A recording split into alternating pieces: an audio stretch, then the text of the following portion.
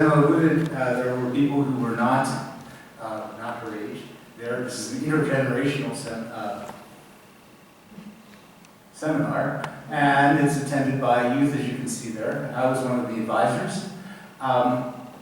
Also attended by adults. Now, the adults found rather nice places to sleep, I imagine, but the youth got to hang out in the confines of the church basement of All Souls. There's a connection between us in Baltimore and All Souls. You probably know the famous sermon read by and written by William Ellery Channing back in the 1800s. That was sort of the beginning of our Unitarian identity. He then went to New York and gave that sermon several times, and that was part of the impetus for creating or founding the All Souls Church in New York City.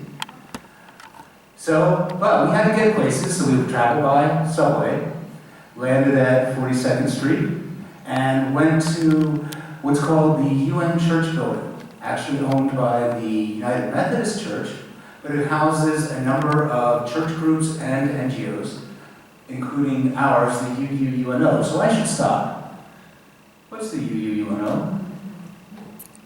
Unitarian Universalist United Nations Office, yeah, so we got it. And we have been involved with the UN for over 50 years. These seminars have been going on since 1957.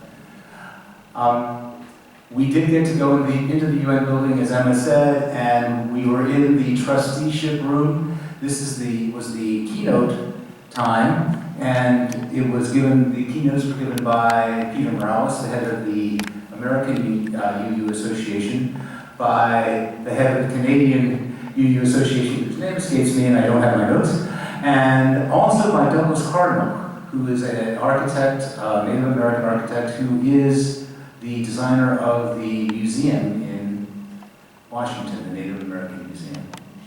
So, I'm not sure, is that the one where Emma's in the middle?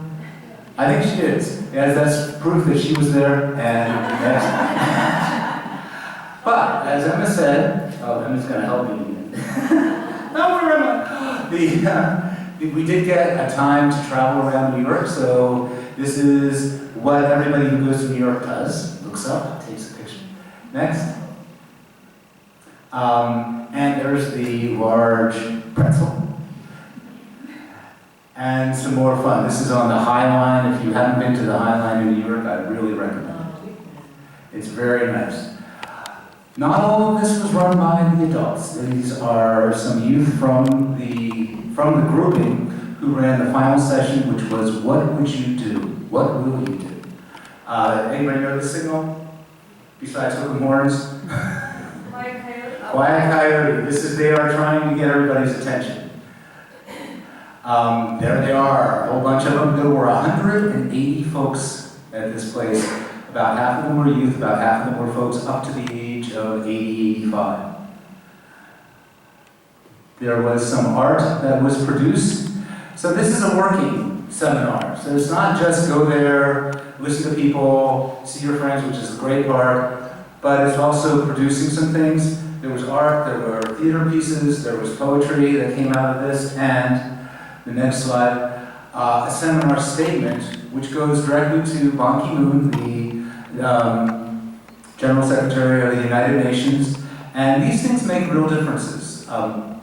20 years ago, there was no mention of GLBTQ rights in anything that came out of the UN. Because of the UUUNO, now there is in just about everything. And so we're hoping that this kind of thing will come out. Yeah, I know you probably can't read this. There's a whereas. It's based on our Unitarian beliefs.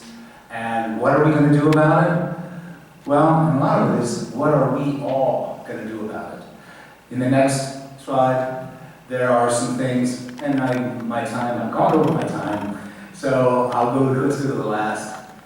If you are interested, we have some things out on the table, outside, and also, if you just go to that website, you'll get shuffled over to where their new website is.